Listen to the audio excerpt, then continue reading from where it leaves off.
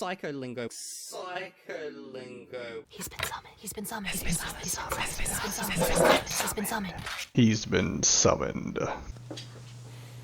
I have been summoned. Hey guys, today we're going to talk about, I don't know who this is. Angelo Van Roo... I'm not going to say that last name. So he made a video and tagged Evil Dia, and then Evil Dia made a response, and he name-dropped me very briefly, but I have been summoned, and so here I am, and we're going to discuss his opinions on language learning. So let's get going.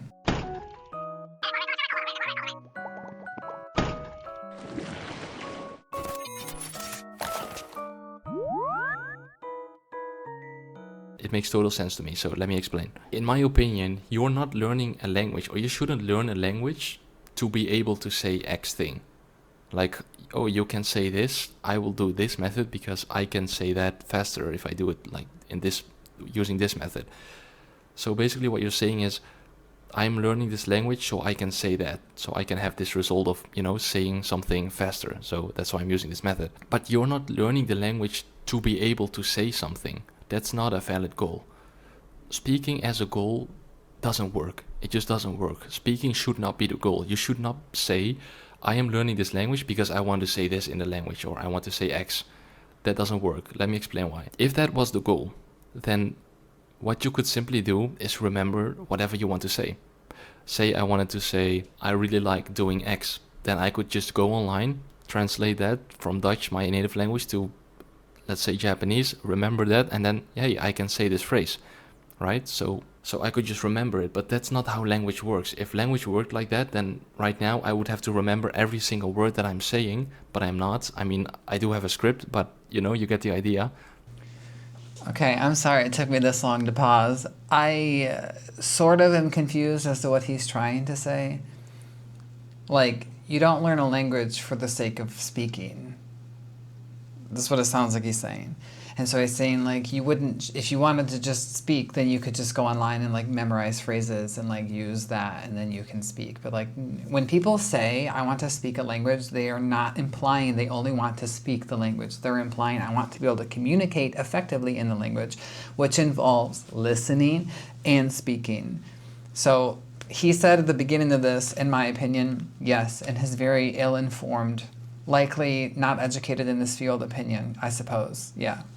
I have something to say, a meaning, like a message with a meaning. I think of that and I just know how to say it. I know how to say it because, well, that's just how language works. I think of it and the speech just, it comes out, you know? So like I said. Okay, first of all, language sort of works that way, where when we talk, we don't have to consciously think of everything we're trying to say. But if you had to give a speech on a topic, even in your native language, on a topic that you're not used to talking about, you would struggle with finding the words, which is why you would need to stop sometimes. That's also why, even though if you watch certain, like, linguists on YouTube, they tend to either, like, read off of a script, or they tend to do a lot of, like, cuts and edits in between, because they actually struggle with finding the words to talk about the topics they're talking about. That usually, not always, but it usually is an indicator that they don't know exactly what they're talking about. And there are a lot of people like that on YouTube who use their degrees or their years of experience or their expertise in one part of the field to claim they have expertise in the language teaching part of the field, which they don't. I'm not going to name any names, but maybe you can guess. The problem is when people are starting to learn a language and they say, hey, I want to know how to say this, they are going to remember how to say it. They're going to look it up, right? And the whole point of this natural learning, ALG, is to not look things up. You just expose yourself to the language and your brain will make these connections. It will make a big like language model with neural connections. And based off of those connections and this model, you will be able to say whatever you want to say.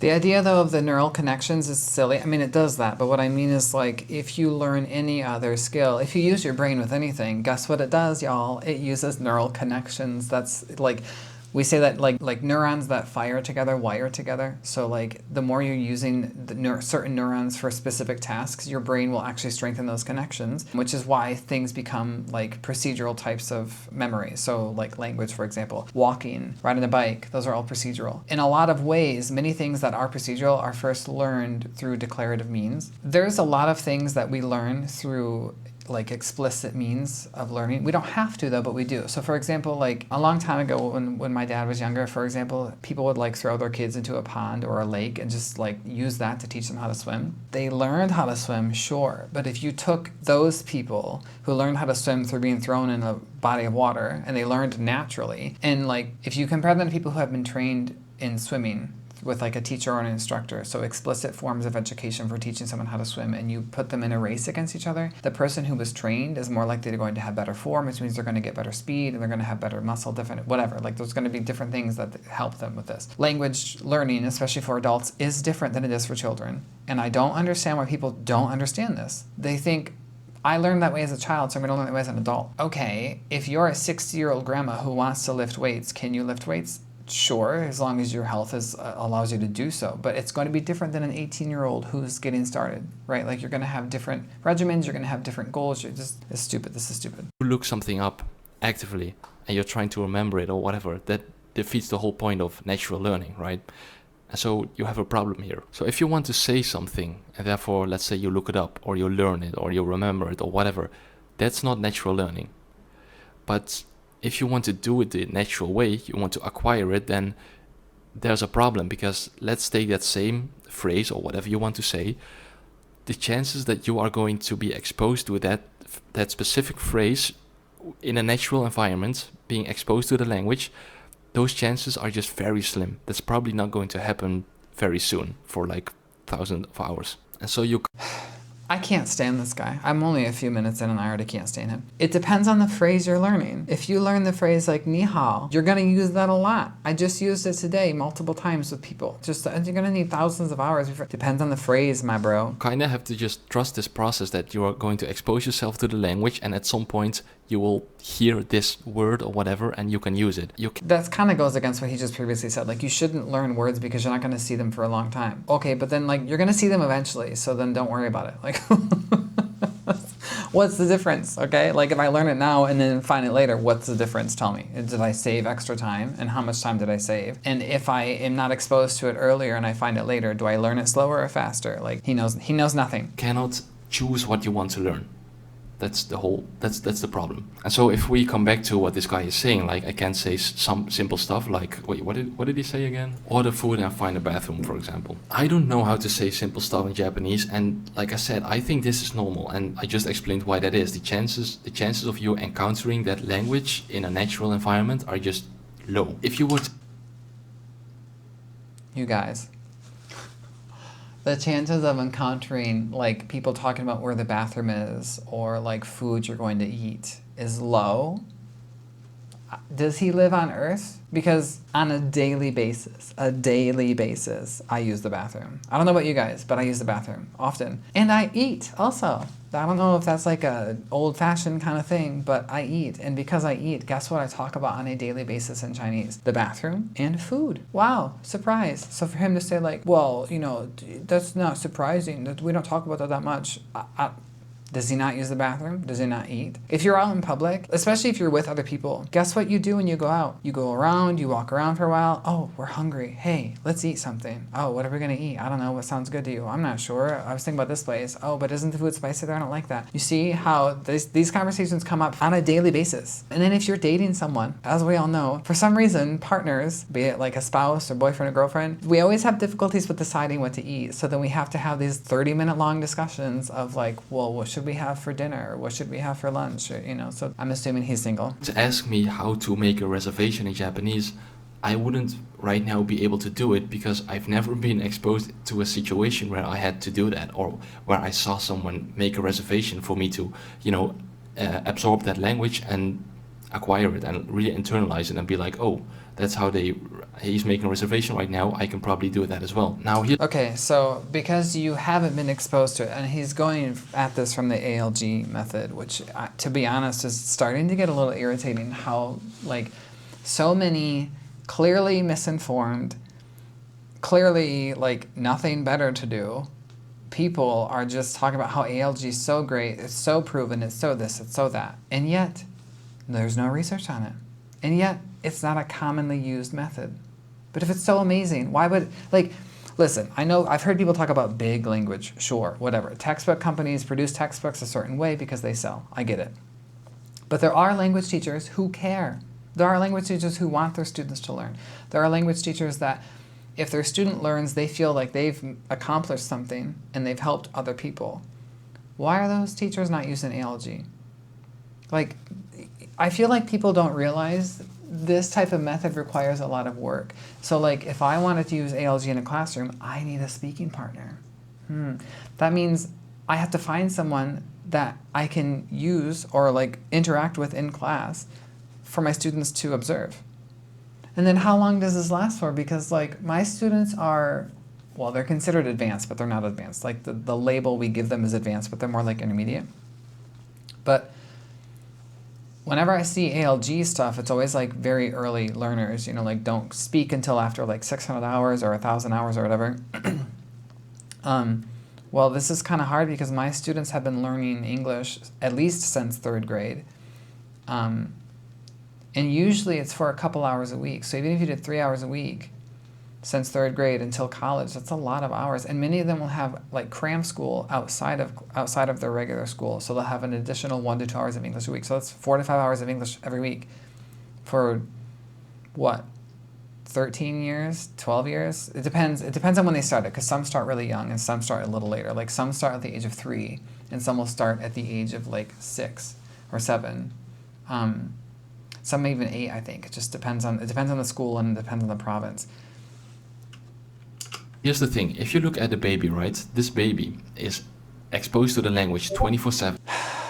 First of all, no. Even if a baby could be exposed for 24/7, they sleep for like 16 fucking hours a day. So I don't know how they could be exposed for that whole time. And even when they are awake, they're not constantly being talked to or with. And part of the problem is I'm assuming he thinks that as long as there's input around, babies will just learn. Research shows that babies who are like talked at, so for example like a TV show, compared to like if they're read to by an adult like interacting with them, the babies who watch TV don't learn compared to the babies who are interacted with. There are some studies that show they might learn a little bit, but generally speaking they don't really learn that much because babies need interaction to learn. So just hearing words around isn't going to be enough for them to learn them. They actually have to be able to interact with them. So his chances of encountering that specific piece of language, whatever that is, making a reservation or whatever, are just way higher. Now, I've never been exposed to these words like reservation or whatever, but I do think that because I have this whole foundation, years of input of Japanese and this whole language model in my brain with connections, if I were to encounter a situation like this, then it would probably be definitely be way easier for me to internalize that language. Whereas if you took someone who's been learning Japanese for like 1 month or something, yes, he can learn, or 30 hours, right? If he learned in those 30 hours how to make a reservation, yes, he can do that, but he's gonna have to rely mostly on remembering that because there's no like language model yet in his brain. It's just pure remembering that he can rely on. He cannot. Okay, first, I'm going to get to this in a second too. I want to say this. So this language model he's referring to is also misinformed because if you speak an L1, guess what you already have in your brain? You have a linguistic system, and your new language uses that old linguistic system. How interesting. This model he's talking about, like you need to hear enough of this to develop a model. Guess what? Even if you were to develop a new model, your new model still relies on the old language system. So it's not like you just get a new language and now all of a sudden you speak it fluently and you no longer need the first language. Like there are many studies. Even I'm fluent in Chinese. My boyfriend is a native Chinese speaker, and guess what? Sometimes when he speaks Chinese, he uses English syntax in his sentences. And that's because his L2 is now interfering with his L1. So this is like linguistic transfer. There's a lot of studies on this. So clearly somebody who's never read research on it. He cannot truly internalize that piece of language. Now also, if you look at a baby, and this is probably the most important thing, is that his goal is not to speak because, well, he can speak and he's not concerned with speaking. Now, for a baby, his circumstances are actually perfect because he is not expected to have conversations with people. Okay, he's partially right. Like, obviously people don't expect babies to talk. But from the very moment that babies are born and they cry, guess what they're doing? They're communicating. Like, There have been studies that like mothers can distinguish the cries of babies. So like when a baby cries one way, they're hungry. When they cry another way, they're agitated or irritated, or they have to change their diaper, or something, like they're tired. Like mothers, there have been studies where mothers can actually distinguish these sounds. To say that babies don't communicate or they don't need to is kind of silly. We don't expect them to, but they do. Like from the moment they're able to communicate, they communicate in the ways they're capable of doing. I've seen videos too of really young babies learning sign language, you know, like please or more or whatever. Like I used to teach children, it was kind of like an early education center. We just did, basically it was like teaching parents how to like play with their babies, which sounds crazy, but we had like a gym class. So for really young, like I think we had 6 months babies, we would teach certain words to parents for sign language to kind of help them so that their baby could communicate. So like if they poop their diaper or something, and then we would teach that to the parents and tell them like whenever you change their diaper, like use this, and over time your baby will learn it and they'll be able to use that symbol to tell you something before they can actually talk. Yeah, so babies are communicating like from the get-go, and to just say that they don't communicate is obviously misinformed. But he's right, like we don't have the social expectation of a baby to talk to us, you know, like it's not like I'm going to ask the baby, what do you want? And if they don't answer, I'm not going to give them anything, you know. And his goals are not to converse with people, so he doesn't want it himself, and he's not expected to. He wants it. That baby wants it. He just can't, which is why they get irritated. And if you have a baby or you work with babies, and you'll know, like sometimes when a baby gets old enough to like point and do gestures, but they can't articulate what they want, if they don't get, like let's say they point at something and you don't know, so you're just guessing, they will get irritated over time if you don't get what they want. You know, it's like, yeah, it's frustrating. As an adult, that I'm like that, right? Like if I'm trying to say something and I can't quite articulate what I'm trying to express, of course I'm going to get irritated. That's a normal human reaction. All right, so baby don't really have the goal of speaking, so maybe we shouldn't either, right? But babies also don't need to wipe their ass. Someone else to do it for them. So I guess I don't have to wipe my ass, you guys. that doesn't work, because we chose to learn a second language. I chose to learn a second language. So if I didn't have a goal, then why am I even learning a second language, right? And this is my other problem. For some reason, we expect that with learning that language, we eventually learn to speak as well. And this is a problem, because learning a language and learning to speak are two different things. They're two different processes. Like we expect to be able to speak the language as a result of learning. But that's the thing. Speaking does not necessarily come from learning. I mean, it could be, and it usually is if you're, for example, like learning naturally, but it doesn't have to be. Like I said, you can simply remember a phrase and then say it out loud. You're also speaking, but that's not as a result of like understanding. So they're two different skills, and they don't correspond with each other necessarily. So if you look at a skill, for example, driving a car, driving a motorbike, in my case, because that's something I like to do, or dancing, for example. These are skills where you practice the same thing over and over again, and then you get better at those things, right? It's very simple. With languages, it's different, because first what you do is you build this model, right? You expose yourself to the language, your brain is building this second brain, this language learning.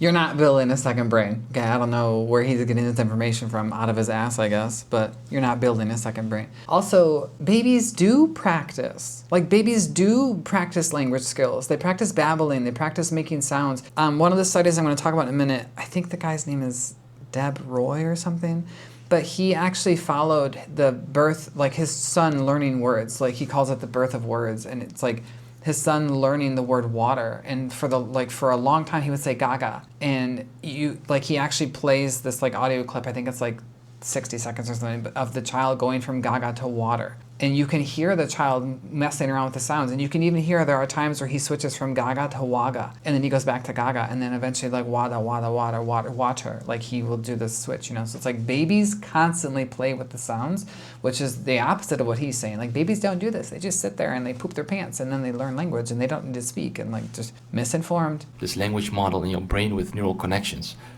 After that comes speaking, if you want to practice that speaking. But that speaking comes from learning the language first, having an understanding of the language, having that model in your brain first. If you speak from the start without that whole model, then it's a different story, because then you can really only rely on remembering those phrases that you're speaking, which is, I talked about that before, right? So let's say if I say a phrase in Japanese, for example, Benkyo ni narimashita, right? A phrase that I know instinctively. I know how to say it, right? And that's a result of me learning Japanese, listening to Japanese for like 5+ years, 6, 7, whatever, a long time, right? And then there's person B. Okay, person B, he's been learning Japanese for a month, a week maybe. Now he also knows this phrase, Benkyo ni narimashita, but not as a result of him learning for 5 years, no, because he simply learned the phrase. He saw it in a textbook, he remembered it. Both of us, person A and person B, can both say this phrase, right? Benkyo ni narimashita. But the thing is, nobody can tell the difference between our competence. Here's the thing, if I give you option A, which is learning via my route, which takes 5 years, or I give you option B, which only takes 1 month, which one would you choose? Well, 99% of people will always choose option B, because it is faster and it leads to the same results, right? But that's the thing, that's not necessarily true. You don't know, and the thing is, you cannot look in my brain or the other person's brain, so you cannot tell the difference. You guys, this is one of the most exhausting videos I've ever watched.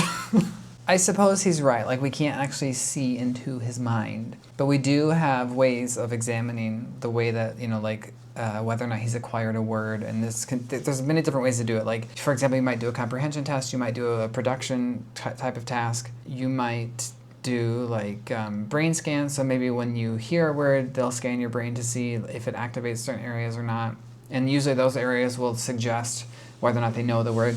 There's limitations, of course, but then we have 40, 50+ years of research on this, and it's been pretty well established in the literature on the topic of language learning. We know that, just like I said with the swimming example, yeah, you could learn to swim on your own, but you're not going to be as good as if you had a trainer. Just like he talked about driving or dancing or things like that. The thing is he doesn't understand how skills are acquired, because him talking about this, I learned it, and it's different than language. I suppose, but in the same time, the skills that you need to be able to learn those other things, you already have. You have a background, and you're using that background to help you learn those new things. So for example, you can already walk. You already know how to walk, and you need to know that to be able to dance. Or drive, you have to have hand-eye coordination and be able to coordinate with your hands and your feet at the same time when you're driving. Those are skills you've developed over time. It's the same thing when you learn a second language. You already have linguistic skills from your first language that can be utilized to help you learn your second language. Now, obviously, there are limitations. If you learn your second language by only using your first language, of course, you're not going to learn that well. But you can still use your first language to help you with learning the second language, and there's a lot of studies on that as well. I learned Chinese this way, by using English and Chinese together. When I teach children English, guess what I use? Chinese. And I have found time and time again, and this is also backed up by research, but my own anecdotal evidence, children who learn with me usually do much better than children who learn in an all-English environment, because my children can learn things faster, and we can I kind of teach it almost like they would learn Chinese. I just use the word as if it were a word in their own language, and then over time I can start to switch out Chinese words with English words, and then eventually becomes more English and less Chinese. And then if students want to participate but they don't have the language skills in English, they can use Chinese, and I can repeat it back in English. We can use crosstalk much faster than we can if we use all English. And most people will choose for whatever is faster and leads to the same result. That's just how it is. And so what this leads to is to people in this online polyglot language learning space, and they play the numbers game. They'll say, hey, I know 10 languages, I speak 20 languages, I speak 50 languages, whatever. But the thing is, you don't know what's inside their brains. You don't know their actual competence of the language. To be honest, a lot of people in this language learning space don't even know anything about how language works, the nature of language, how acquisition works. Your brain is building this language learning. Neither does he, neither do you. This language model, nobody truly knows, because we don't know everything about the brain. But there are people who have pretty good ideas, and they know more than you, and they would disagree with you. This leads to all kinds of content, because people can just say whatever they want, and people can just say whatever they want. Yeah, you're right. We'll watch it. For example, Evil Dia, he makes these videos where he investigates these polyglots who claim to speak X amount of languages, and then he'll break it down and stuff. It's pretty entertaining to watch, honestly. But let's be honest, are you going to listen to advice from somebody who probably understands the language quite well, because he's been exposed to it and been listening to it for a long time? He's acquired quite a bit of language. His overall understanding of the language is pretty good, although maybe he doesn't speak as well. Me, for example, with Japanese, I barely speak. And therefore my speaking sucks. Like, honestly. You can watch a video that I made a while ago though. Or are you going to listen to some advice of somebody on the internet who speaks a language? He speaks a lot, but you don't necessarily know what's inside his brain. Does he truly know this language? Like, does he understand the language? Oh my God, this kid. In either scenario, I can't see inside your brain. So even if you say you understand the language well, I have no way to know that. But if you speak the language, I can at least have some way of guessing how well you understand the language. But if you don't speak at all, I have zero ways of guessing how good your language skills are, unless I like give you some type of comprehension test. But if I don't speak the language, how am I gonna know? Someone else is gonna have to give you the test for me. Has he internalized it? Probably most people are going to choose person B because he speaks X language or X languages, and therefore he knows more about the language. So if speaking as a goal doesn't really work, and even if it did, speaking doesn't necessarily mean competence, then what should the goal be? And it's actually very simple. I think there shouldn't be a goal at all. I mean, like I said, babies don't have a goal, right? No, but honestly, what is the goal of language, right? It's to communicate a message. So then the goal is to communicate. I can't handle this. There's no goal, but we want to communicate. Yeah, that's the goal. The goal is communicative competence so that you can convey messages and understand messages that are conveyed to you. That's a goal. The fact is that you can communicate a message with perfect speaking abilities or without them. You can have a whole understanding of the language, know perfectly how it works and say something. Or maybe you don't know anything about the language, but you know this phrase, you can say it, and it will convey the same meaning, right, inside that language. As long as the meaning that the language contains is conveyed. That's what matters, the meaning behind the language, inside the language. And actually when you focus on the meaning and not on the language itself, then the language will be acquired as a byproduct. Oh, I feel like this feels harder to understand than like the most complicated theory I've ever read about in linguistics, because it just sounds like he's talking in circles and just saying random information about random things. And I've mentioned this before, like the output hypothesis. Like one of the, I guess you could say like tenets of the output hypothesis is that like you learn through comprehensible output too. So like when you give output and somebody misunderstands,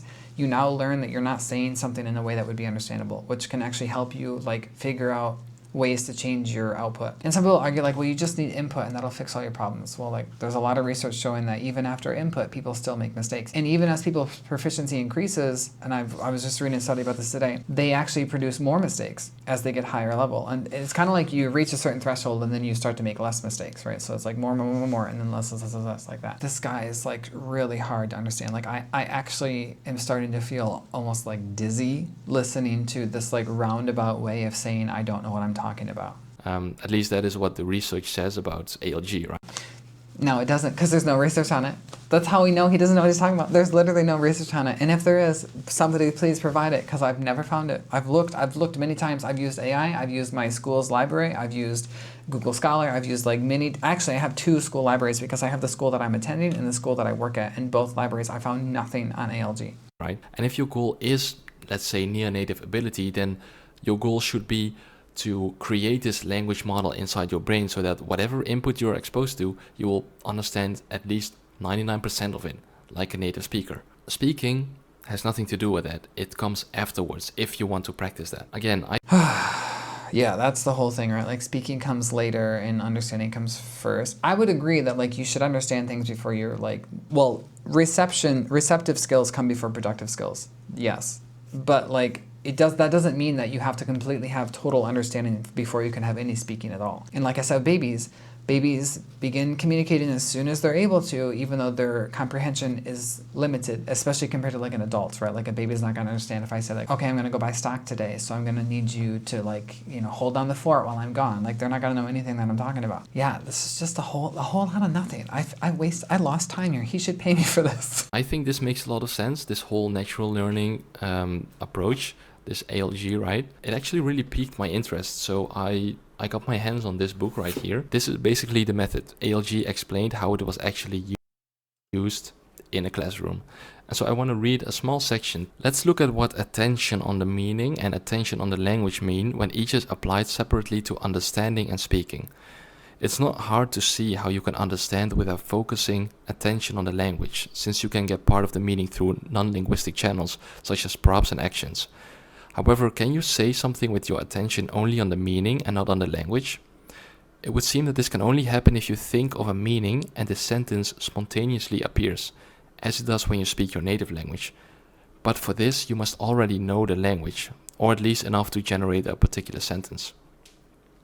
Part of the issue with this too is we do not speak in sentences. I know people like to say that, especially teachers will like speak in a full sentence, but like the sentence is a written construction. We speak in utterances, which is why I can say something like, did you eat today? Yes. Yes is not a complete sentence. Where's the subject? Where's the object? Where's the verb? Blah, blah, blah. And so this idea of like talking in sentences already doesn't make sense. And the idea that he's saying like, because if you're a native speaker, you can like speak in full sentences without having to think about what you're saying. I don't know.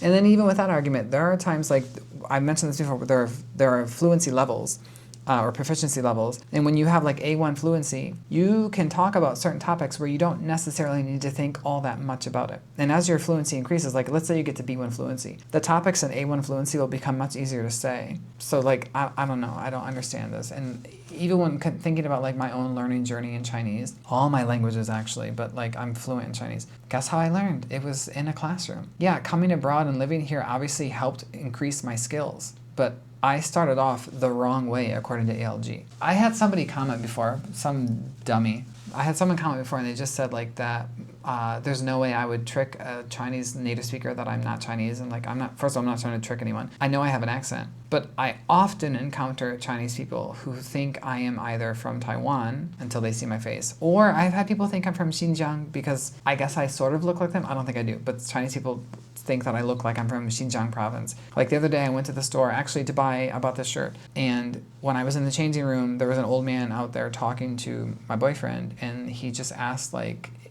where I was from, and then he said America, and then that old man is like, oh, I thought he was from Xinjiang. Like, because they don't expect me to be able to speak Chinese, and I think that's part of the reason why they think that I must be a native speaker or something if I speak it, because why would a foreigner speak Chinese? But I learned the traditional way. So if the traditional way doesn't work, why, especially like, let's say I learned the traditional way and then I did like this type of ALG or something afterwards because I came to the environment and I had comprehensible input and blah, blah, blah, blah. Based on their own argument, I shouldn't be that good because I didn't do it the correct way.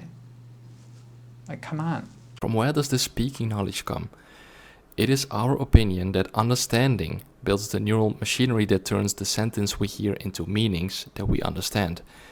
And once the necessary part of this machinery has been built, it can work in reverse to turn meanings that we think into sentences that we speak.